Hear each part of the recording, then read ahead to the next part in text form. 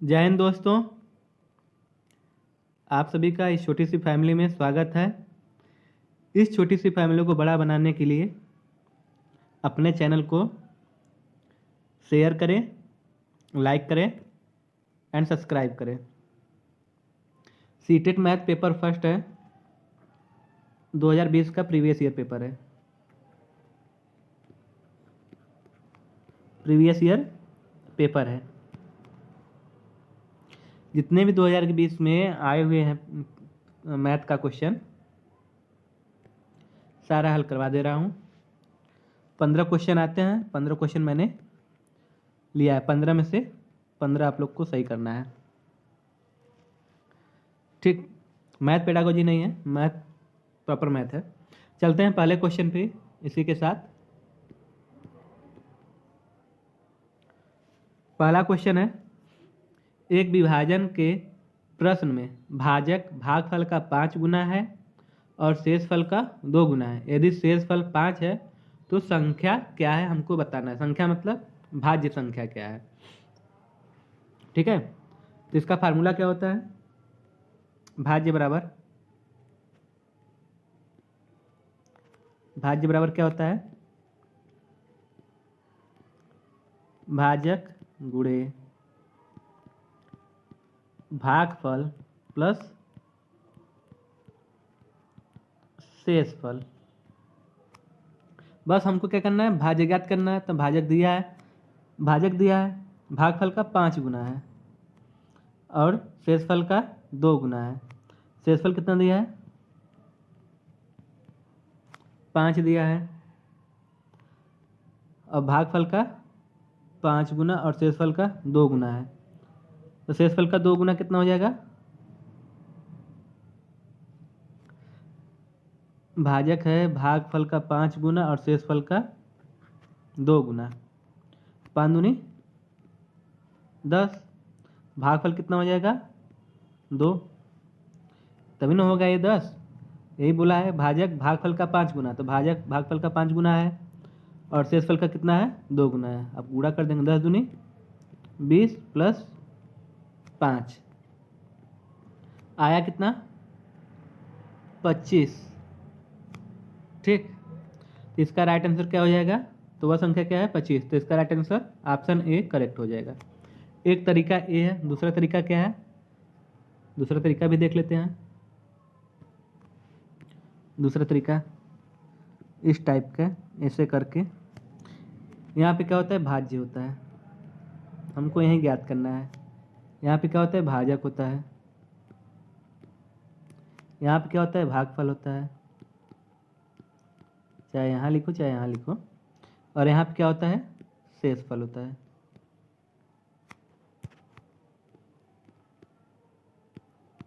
ठीक है, अब क्या क्या है? यदि शेषफल 5 हो, शेषफल 5 है तो शेषफल का 2 गुना, शेषफल का 2 गुना क्या है? भाजक है। तो 5 का 2 गुना 10 हो गया।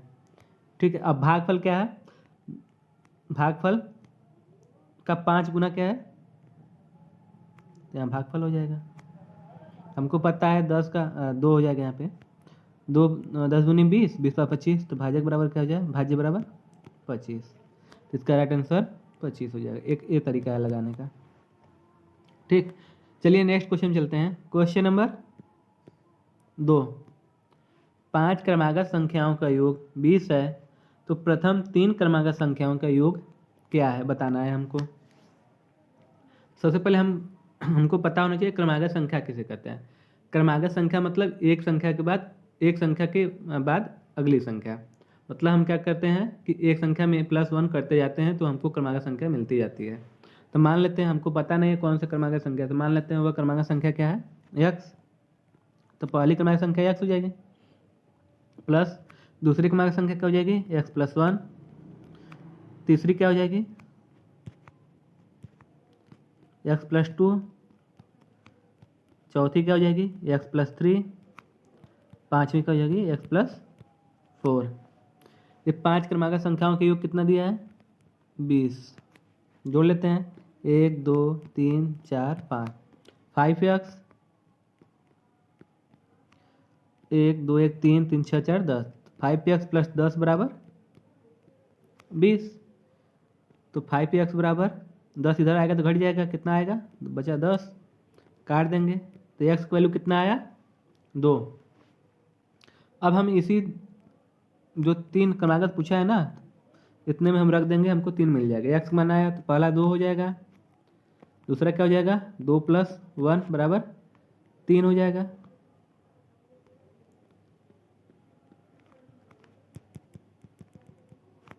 दो प्लस 1 करेंगे तो कितना 3, और 2 प्लस 2 करेंगे 4, मतलब 2 3 4, इनका योग पूछा है तो जोड़ देंगे, 3 2 5 4 9। तो प्रथम 3 क्रमागत संख्याओं का योग कितना है 9। इसका राइट आंसर ऑप्शन डी हो जाएगा। आशा करता हूँ समझ में आया होगा। चलते हैं नेक्स्ट क्वेश्चन, क्वेश्चन नंबर 3। एक वर्ग के तार में एक वर्ग तार के रूप में एक वर्ग के रूप में तार 144 वर्ग सेमी की क्षेत्रफल घेरती है। यदि इसी तार को एक आयत के रूप में मोड़ा जाए जिसकी लंबाई 16 सेमी है तो कितना क्षेत्रफल घेरा जाएगा। पहले क्या था, वर्ग के क्षेत्रफल घेरता था, अब आयत के रूप में घेरना है। तो हम क्या करेंगे, पहले वर्ग के रूप में तार का कितना जो दिया है 144 वर्ग सेमी क्षेत्रफल घेरता है, तो हम वर्ग का क्षेत्रफल निकाल लेंगे। वर्ग का क्षेत्रफल क्या होता है, ए स्क्वायर होता है। तो इस कितना मान दिया 144 ए स्क्वायर, तो ए बराबर कितना आ जाएगा 12। अब कहा यदि इसी तार को एक आयत के रूप में मोड़ा जाए जिसकी लंबाई 16 सेमी है, ठीक, तो हम क्या करेंगे, वर्ग का परिमाप बराबर आयत का परिमाप करेंगे पहले। तो वर्ग का परिमाप क्या होता है 4 है बराबर आयत का परिमाप क्या होता है 2 कोष्टक में l प्लस बी, क्योंकि हमको लंबाई दिया है, हमको चौड़ाई निकालना है, तभी हम क्षेत्रफल निकाल पाएंगे आयत का। ए का मान कितना है यहाँ पे 12, 12 चौक कितना हो जाएगा 48 बराबर 2 कोष्टक में l का मान 16 प्लस बी, काट देते हैं 24 दूनी 48 और 24 दूनी 48 16 प्लस बी। अब 24 में से 16 घटा दें कितना आएगा 8। तो चौड़ाई कितना है 8, हमको क्या निकालना है l प्लस बी। आयत का क्षेत्रफल क्या होता है l into B, sorry l into B होता है। कितना दिया है 16 गुणे 8, 16 अट्ठे 128। तो कितना क्षेत्रफल घेरेगा आयत का, आयत के रूप में अगर मोड़ा जाए तो कितना क्षेत्रफल घेरेगा 128 वर्ग सेमी का क्षेत्रफल घेरेगा। तो इसका राइट आंसर क्या हो जाएगा ऑप्शन ए करेक्ट आंसर हो जाएगा। मैंने पहले क्या किया, मैंने पहले भुजा ज्ञात किया वर्ग का, फिर आयत का वर्ग का परिमाप बराबर आयत का परिमाप किया, फिर हमको चौड़ाई मिला, फिर इसके बाद मैंने क्षेत्रफल निकाल लिया। चलते हैं नेक्स्ट क्वेश्चन, क्वेश्चन नंबर 4। निम्नलिखित भिन्नों में से सबसे बड़े और दूसरे सबसे बड़ी भिन्न क्रमशः कौन है, हमको ये बताना है। यहाँ पे संख्या दी गई है 5/6, 3/4, 1/2, 2/3 और 3/5। हम क्या करेंगे, जो इसका नॉमिनेटर डिनोमिनेटर होता है उसके आधार पे हम हल करेंगे, मतलब अंश और हर। तो हर को क्या करेंगे हम समान कर लेंगे तो हमको ऑटोमेटिक वो संख्या मिल जाएगी, ठीक है। तो हर को हम क्या करेंगे समान कर लेंगे। 6 4 2 3 5 है, तो 6 4 2 3 5 का एलसीएम क्या हो जाएगा 60 होगा। 6 4 2 3 5 के एलसीएम 60, तो हमको क्या करना है हर को 60 करना है। तो 5/6 पहला है, ठीक है। तो अब 6 है यहाँ पे, तो 10 को गुणा करेंगे तो ऊपर भी 10 को गुणा करेंगे, कितना हो जाएगा 50/60। इसी प्रकार हम 3/4 को करेंगे। अब 4 में कितने गुणा करेंगे 60 हो जाएगा 15 का, तो ऊपर भी 15 गुणा करेंगे, 15 तो यहाँ 45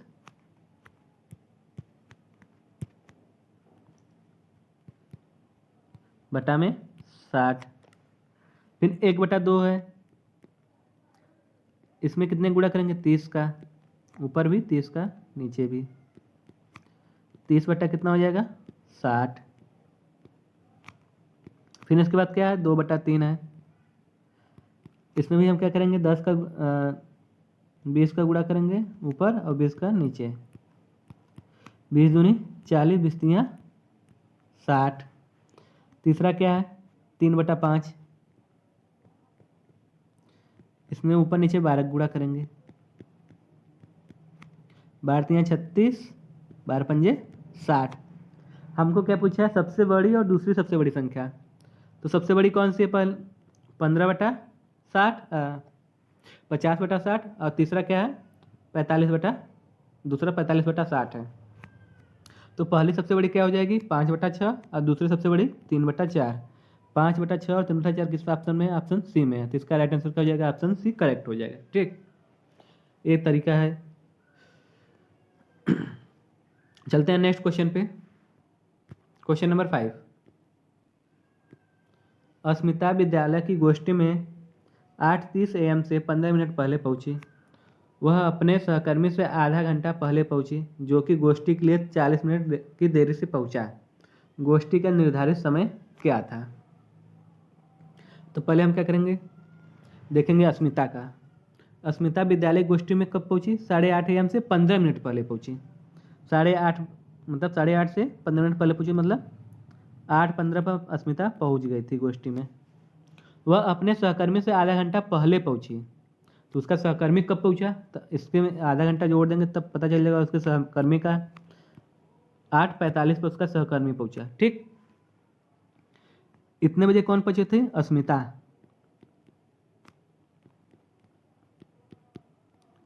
आधा घंटा बाद उसका दोस्त पहुंचा, कौन, नाम नहीं दिया है इसमें, उसका दोस्त पहुंचा, मतलब दोस्त 8:45 पर।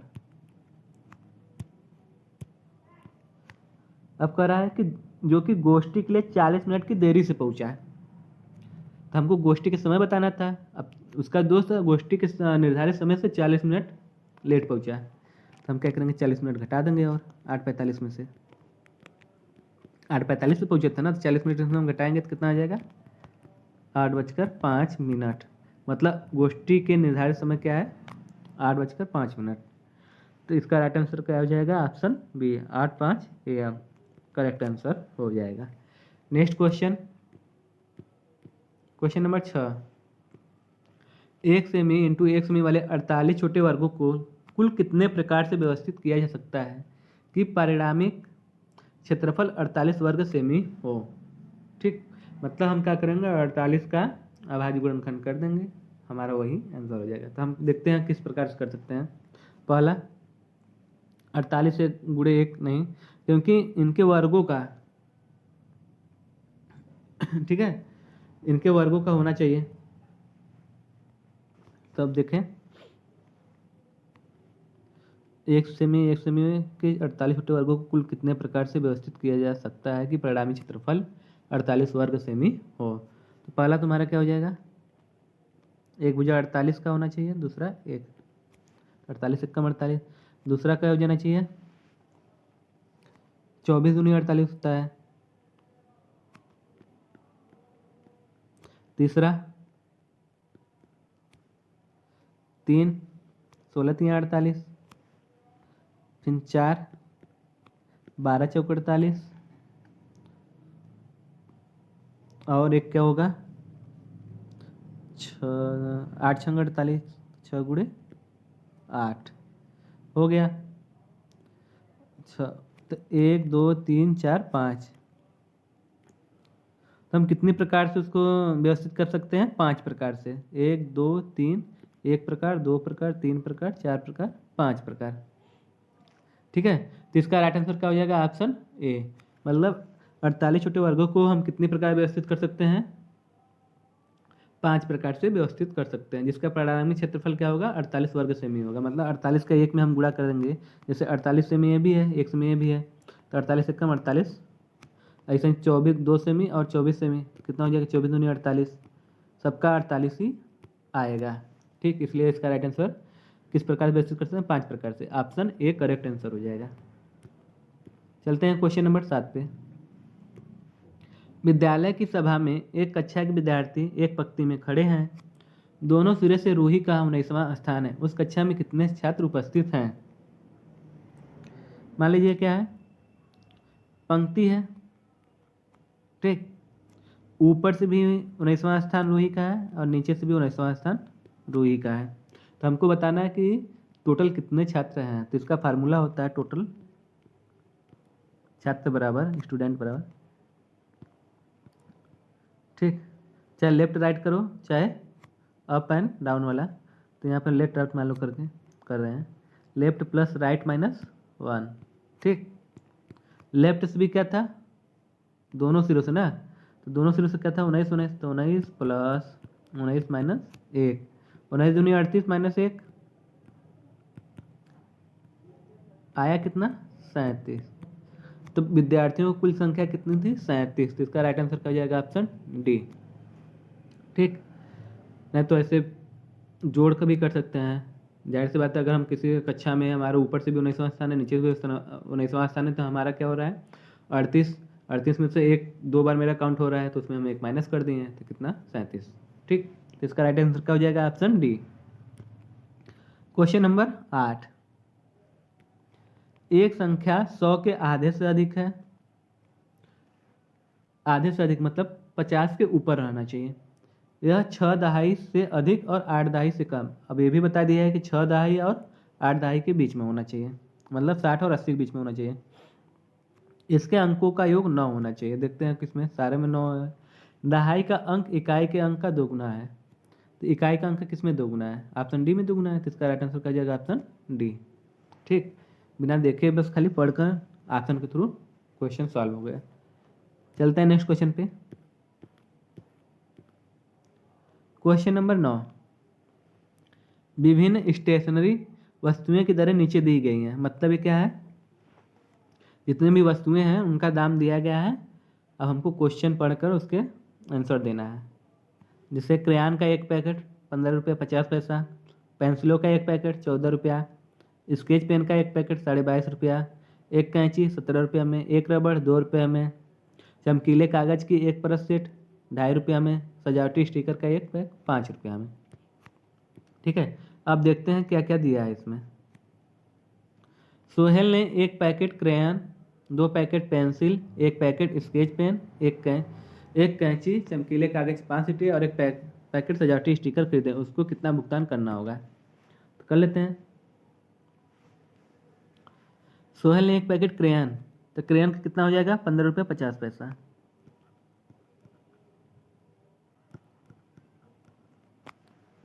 ठीक है। 2 पैकेट पेंसिल है, पेंसिल यहाँ पे है 14 रुपया, तो 14 दूना 28 रुपया हो गया। एक पैकेट स्केच पेन है, स्केच पेन का दाम कितना है 22.5 रुपया, ठीक है। एक कैंची है, कैंची का दाम 17 रुपया है, और चमकीले कागज की 5 सीट है, तो चमकीले कागज की एक सीट कितने 2.5 रुपया में है, तो 5 सीट कितने में हो जाएगा, तो 25 पंजे 100, 25 12.5 रुपया का,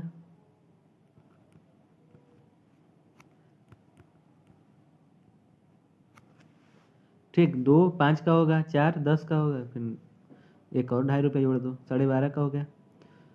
और एक पैकेट सजावटी स्टिकर, तो कितने का है 5 रुपये का, जोड़ लेते हैं टोटल 0, 5 5 10 5 15 की 5 हाथ से लगा 1, 8 5 13, 13 2 15, 15 7 22, 22 2 24, 5 29 1 30 हाथ से लगा 3, 2 1 3, 3 2 5, 5 2 7, 7 3 10, 100 रुपया 50 पैसा। तो 100 रुपया 50 पैसा टोटल इसका आंसर हो जाएगा, ठीक। मतलब उसको कितना भुगतान करना होगा 150 रुपया, 100 रुपया 50 पैसा। तो ऑप्शन देख लेते हैं, इसका राइट आंसर क्या हो जाएगा, ऑप्शन ए हो जाएगा 100 रुपये 50 पैसे, ठीक। चलते हैं नेक्स्ट क्वेश्चन पे। क्वेश्चन नंबर 10, एक रेलगाड़ी पटना से 30 मई 2020 को 23:40 पर चलती है और मुंबई 1 जून 2020 को 5:15 पर पहुंचती है, 5:15 पर पहुंचती है। रेलगाड़ी की यात्रा का कुल समय कितना है, ठीक है। रेलगाड़ी की यात्रा का कुल समय कितना है हमको ये बताना है। तो हम क्या करेंगे, 30 मई से अब चलेंगे। 30 मई, अब फिर 30 मई के बाद क्या आता है, 1 जून आता है। 30 मई से लेकर 1 जून, 30 मई से लेकर 1 जून, 1 जून तक कितना घंटा होगा हमको ये देखना है। तो हम क्या करें, 30 मई से लेकर 30 जून तो हम कितना तक जाएंगे, 23:40 तक ही जाएंगे 1 जून को। ठीक, तो कितना हो जाएगा, 24 घंटा 23:40 तक, 23:40 तक कितना हो जाएगा, 24 घंटा। अब बचा कितना है, 20 इधर बढ़ रहा है और 5-15 इधर, तो 20-15 कितना हो जाएगा, 40, 5-15 घंटे पर पहुंचती है, 5-15, तो इधर तुम्हारा 20, 5 घंटा 15 मिनट से और घटा देंगे 15 मिनट, कितना हो जाएगा, 4:55 जोड़ते हैं, 4:55, सॉरी, 1 जून को 5-15 घंटे पर पहुंचती है, तो इधर 24 घंटा 23:40 तक, फिर 5:35, 5 और फिर इधर 35 मिनट और हो जाएगा, 24-5 29 घंटा 35 मिनट। तो इसका राइट आंसर क्या हो जाएगा, 29 घंटा 35 मिनट, क्योंकि 20 मिनट इधर बढ़ रहा है, 24 घंटा के बाद 20 मिनट और है ना इसमें, तो कितना हो जाएगा, 24 बच जाएगा। ठीक, फिर इधर 5-15 है, तो 20 मिनट इधर बढ़ रहा है, अब 15 मिनट इधर, 15-20 कितना हो गया, 35, अब 5 घंटा ये था, तो 5 घंटा 35 मिनट जोड़ देंगे 24 घंटे में, तो 29 घंटा 35 मिनट हो जाएगा। तो इसका राइट आंसर क्या हो जाएगा, ऑप्शन डी। चलते हैं नेक्स्ट क्वेश्चन पे। क्वेश्चन नंबर 11, एक 5 अंकों वाली संख्या में 100वें स्थान का अंक 10,000वें स्थान के अंक का 3/4 है और 10वें स्थान का अंक 100वें स्थान के अंक का 2/3 है। 10वें स्थान का अंक सबसे छोटी अभाज्य संख्या का वर्ग है। तो यहाँ से देखना चालू करेंगे। 10वें स्थान का अंक सबसे छोटी संख्या, सबसे छोटी अभाज्य संख्या का वर्ग है। सबसे छोटी अभाज्य संख्या क्या होता है, 2 होता है, 2 का वर्ग क्या होगा, 4। ठीक, तो देखें दहाई में किसमें 4 है, यही पूछा है ना। 10वें स्थान का अंक, 10वें स्थान का मतलब दहाई, सबसे छोटी अभाज्य संख्या का वर्ग है। तो इसमें नहीं ये भी खत्म, इसमें नहीं ये भी खत्म, इसमें नहीं ये भी खत्म, इसमें है, तो इसका राइट आंसर ऑप्शन सी हो जाएगा। अब करेक्ट देखने के लिए और पढ़ लेते हैं। और 1000वें स्थान का अंक 1 अंक वाली सबसे बड़ी अभाज्य संख्या है। 1000वें वाला अंक, 1000वें स्थान का अंक 1 अंक वाली सबसे बड़ी अभाज्य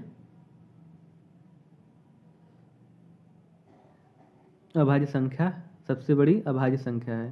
तो 1000वें स्थान पे इकाई, दहाई, सैकड़ा, हजार, तो 8, 7, 6, 9। यदि इकाई का स्थान का अंक सबसे बड़ी 1 अंक वाली विषम संख्या है, तो इसमें भी है। और यहाँ पे 100वें स्थान,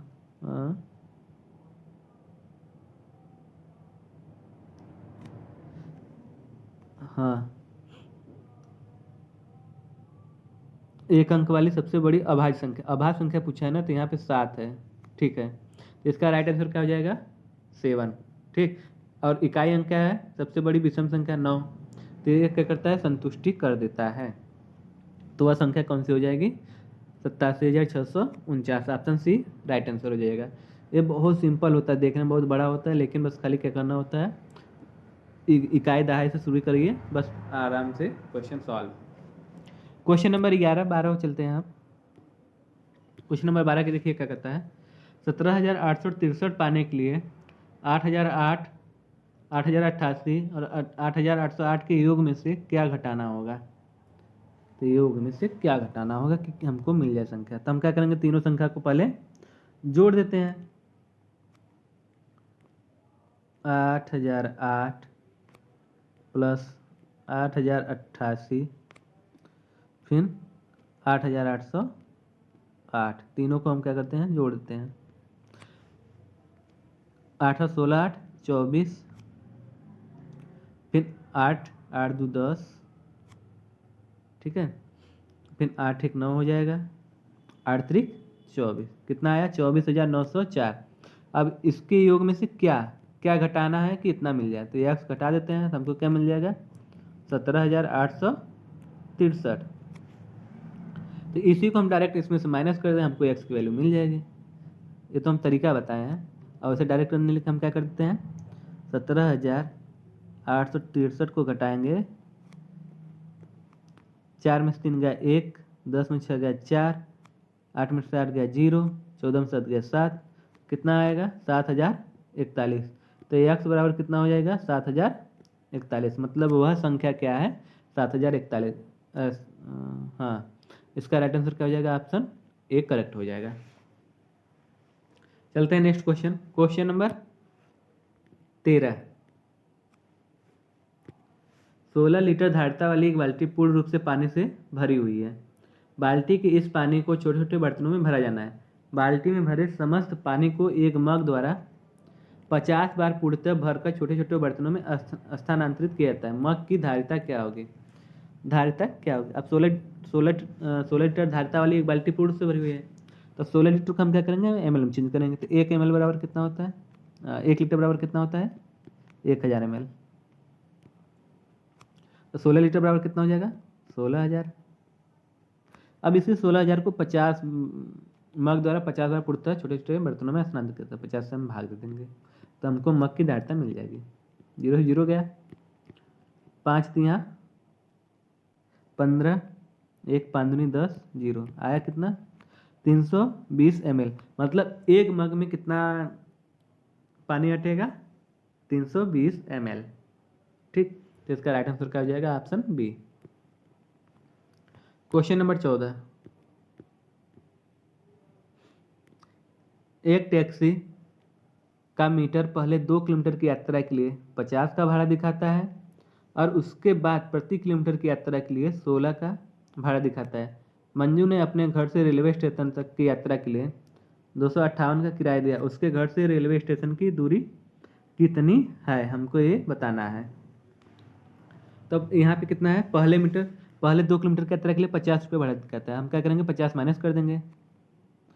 ठीक, पहले 2 किलोमीटर के लिए कितना दिया है 50 रुपया, और उसके बाद प्रति किलोमीटर की यात्रा के लिए 16 रुपया भाड़ा दिखाता है। तब पहले हम क्या करते हैं 258 में से 50 को माइनस कर देते हैं, कितना बचेगा मेरा 8, 208 रुपया। ठीक, अब 208 रुपया को 16 प्रति किराया, मतलब 1 किलोमीटर का भाड़ा 16 रुपया है। अब 208 रुपया है तो 16 का हम भाग दे देंगे इसमें, 16 कम 16 4 16 3 48, आया 13। अब क्या है 2 किलोमीटर और पहले का था ये वाला, प्लस 2 कर देंगे, 13 2 15, तो टोटल दूरी कितना मिल गई हमको 15 किलोमीटर। टोटल दूरी कितना है 15 किलोमीटर। इसका राइट आंसर क्या हो जाएगा ऑप्शन ए। फिर से देख लीजिए, पहले क्या कहा है कि 2 किलोमीटर का यात्रा के लिए 50 भाड़ा दिखा 50 रुपया है। उसके बाद जितना भी बढ़ता जाएगा किलोमीटर उसका प्रति किलोमीटर का भाड़ा 16 रुपया है। तो उसने 16 टोटल कितना दिया था 258 रुपया भाड़ा। हम क्या करेंगे 2 किलोमीटर का भाड़ा पहले निकाल लेंगे तो बचा 208 रुपया। अब पता है कि मतलब प्रति किलोमीटर का भाड़ा 16 रुपया है, तो हम क्या करेंगे भाग देंगे 208 में कि 208 कितने का हुआ, कितने किलोमीटर का भाड़ा, तो 13 किलोमीटर का भाड़ा 208 रुपया है और 50 रुपया और एक्स्ट्रा, मतलब 2 किलोमीटर का भाड़ा है तो हम 2 किलोमीटर और हमारा बढ़ रहा है तो हम 13 में 2 और जोड़ देंगे, कितना हो जाएगा टोटल 15 किलोमीटर। तो 15 किलोमीटर का किराया कितना है 258 रुपये। इसका राइट आंसर क्या हो जाएगा ऑप्शन ए करेक्ट हो जाएगा। Next question, question number 15। यदि दो वृत्तों की परिधियों में 3 संबंधी 1 का अनुपात है तो वृत्तों के क्षेत्रफल में अनुपात होगा। ठीक, बहुत सिंपल है, इसका आप लोग आंसर दीजिएगा, आप लोग के लिए है होमवर्क। ठीक है, अगर सेशन अच्छा लगा हो तो एकदम लाइक करिएगा, सब्सक्राइब भी करिएगा और शेयर तो करना एकदम ना भूलें। ठीक, और अपना फीडबैक ज़रूर दें और इस 15वें क्वेश्चन का कमेंट ज़रूर से ज़रूर करें। ठीक, thank you for watching this session.